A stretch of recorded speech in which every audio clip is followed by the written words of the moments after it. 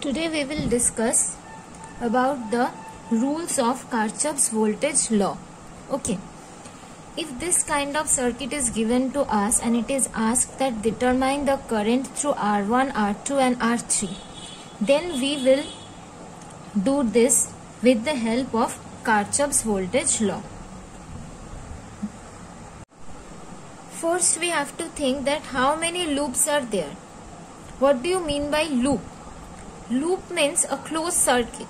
We can see here two closed circuit. This is one closed circuit and this is another closed circuit. So number of loops are here 2. Here 2 loops are present. Now we have to consider current. We will start considering current from any one of these batteries. Okay, we will start from this battery. Suppose current I1 is coming out from this battery. So I1 is flowing. At this junction, the current is divided in two ways. Suppose here I2 is going and here I1 minus I2 is flowing. Right? So I2 is flowing from here.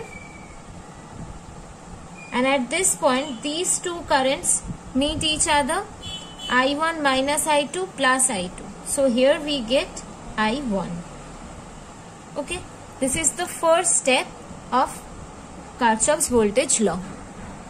From Kirchhoff's voltage law, we know that the algebraic sum of the total voltages of a loop is equals to 0. So we have to calculate the algebraic sum of the total voltages of this loop and the total voltages of this loop. Okay.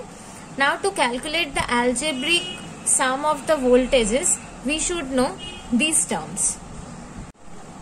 We know this is the positive terminal of the battery and this is the negative terminal of the battery. When we are going from this side to this side, from positive to negative side, we will consider this is as positive voltage. When we are going from negative side to the positive side of the battery, we will consider the negative of the voltage. Suppose current is flowing in this direction and we also going from left to right. Current always flow from higher potential to lower potential. So this is at higher potential and this is at lower potential and we are going from higher to lower potential. So the voltage drop across the resistance will be positive. And the voltage drop is IR. From Ohm's law we know that V is equals to IR. So the voltage drop across R is IR and this is positive because we are going from positive side to negative side. In this diagram, the current is flowing from right to left. So this is the positive terminal and this is the negative terminal. This is the higher potential.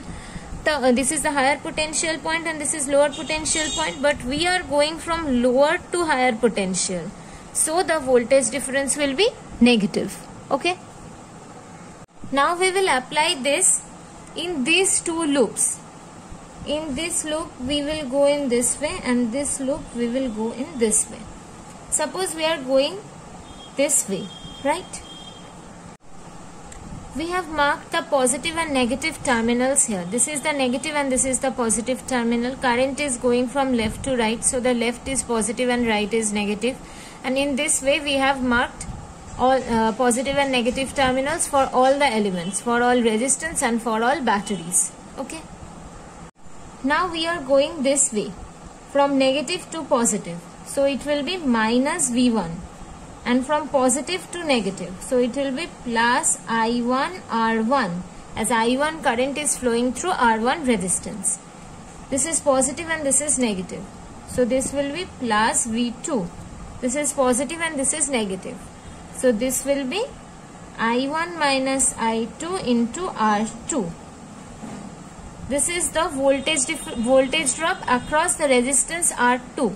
As I1 minus I2 is current, I1 minus I2 current is flowing through R2. So the voltage drop will be this. Okay. This is our first equation. Now we will consider the second loop. We are going in this way. So from negative to positive. So minus I1 minus I2 into R2. From negative to positive. So minus V3. From positive to negative. So plus I2 R3.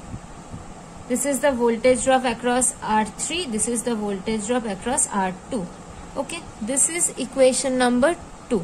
Here we get equation number 1 and equation number 2. Right? By solving these two equations, we will get all the currents. Here we can see there are two unknown terms are present. One is I1 and another is I2. And we are getting two equations here.